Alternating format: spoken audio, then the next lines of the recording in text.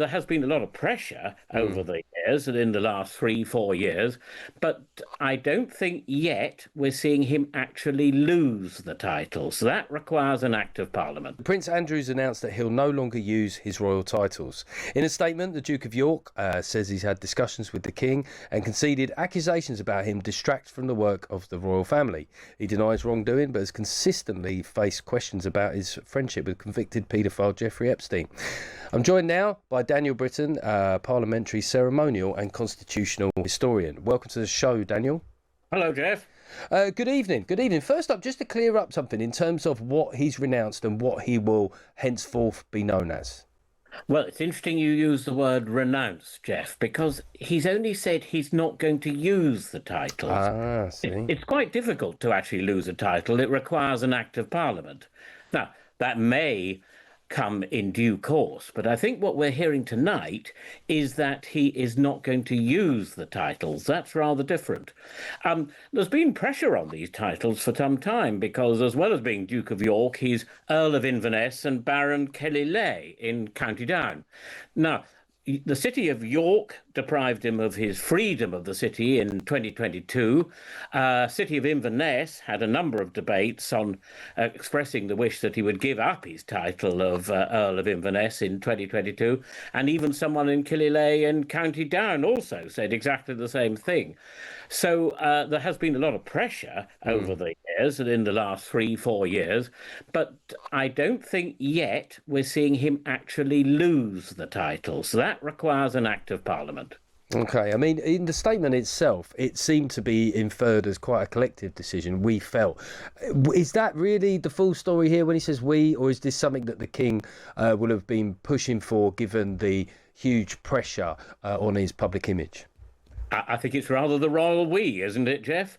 I think it probably has primarily come from the King. There's been just too many stories and a lot coming out in the last week or two, and we may be going to see more in this autobiography. So it hasn't been good news, and I think they had to act. It was becoming just too embarrassing. And just with the story this week of a potential connection to the Chinese spy scandal, was just maybe the sense in Clarence House that there will always be another story? Was that the feeling that maybe they got to? I think it was a pile-up of these stories continuing to come out. And what has been so difficult about the Andrew one is that there appears to have been a connection and an exchange of emails with Epstein after he said that he'd said goodbye to him and we said we could no longer meet anymore. That's what he said on the Newsnight interview. And then it turns out there was actually correspondence after that date. That, I think, has proved to be the final straw. OK, well, listen, Daniel Brittain, a parliamentary, ceremonial and constitutional historian, thanks very much for joining us this evening. Now, this has an announcement come from Buckingham Palace in the last couple of minutes, and it's a statement by Prince Andrew in which he has announced that he is relinquishing his title, the Duke of York. He says, in discussion with the King and my immediate and wider family, we have concluded the continued accusations about me distract from the work of His Majesty and the royal family. I have decided, as I always have, to put my duty to my family and country first. I stand by my decision 5 years ago to stand back from public life. With His Majesty's agreement, we feel I must now go a step further. I will therefore no longer use my title or the honours which have been conferred on me. As I've said previously, I vigorously deny the accusations against me. The pressure had been building hugely, Jeff, on the Duke of York, but also on the King to be seen to do something about his brother after a string of further accusations, more revelations about his friendship with Jeffrey Epstein, the recent email that was published that showed that Prince Andrew kept in contact with Jeffrey Epstein after he had said that he had cut off all contact, the interview that he'd given on Newsnight and made it very clear. Also, his association with a Chinese spy, Sarah Ferguson's contact with Jeffrey Epstein as well, hugely damaging to the royal family and a distraction for the King. There was a lot of pressure on the king to do something. It looks like there have been some pretty heated discussions going on at Buckingham Palace. And Prince Andrew, as we will now call him, not the Duke of York, is not using his title or the honours conferred upon him. So that means he will also no longer be a member of the Order of the Garter, the highest order of chivalry. So it's a huge development. You said that the statement alludes to the idea that we have come to this decision. How much do you credit that, or do you think that this is the king to sort of push him for this outcome?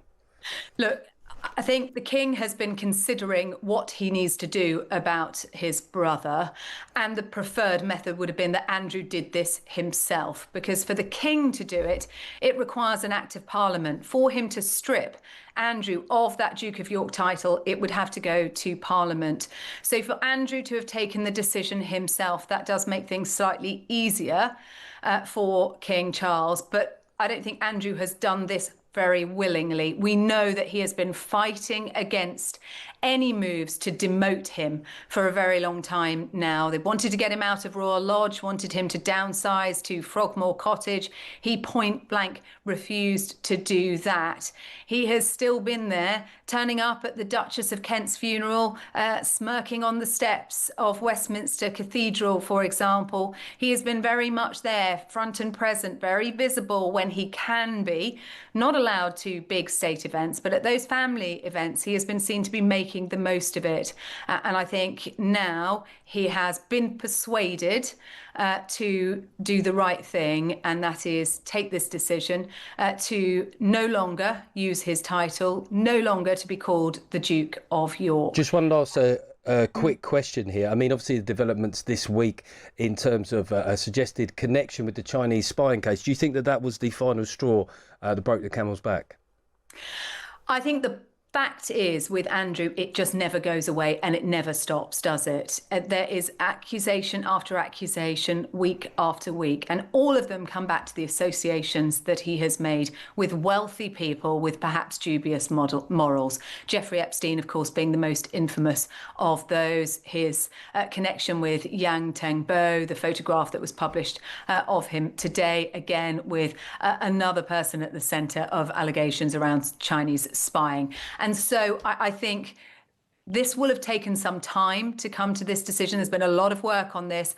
But yes, what has happened over the course of the last few days will have been the final straw. And a sense in Buckingham Palace, enough is enough. OK, Sarah Hewson, royal correspondent, thanks so much for joining us at such short notice.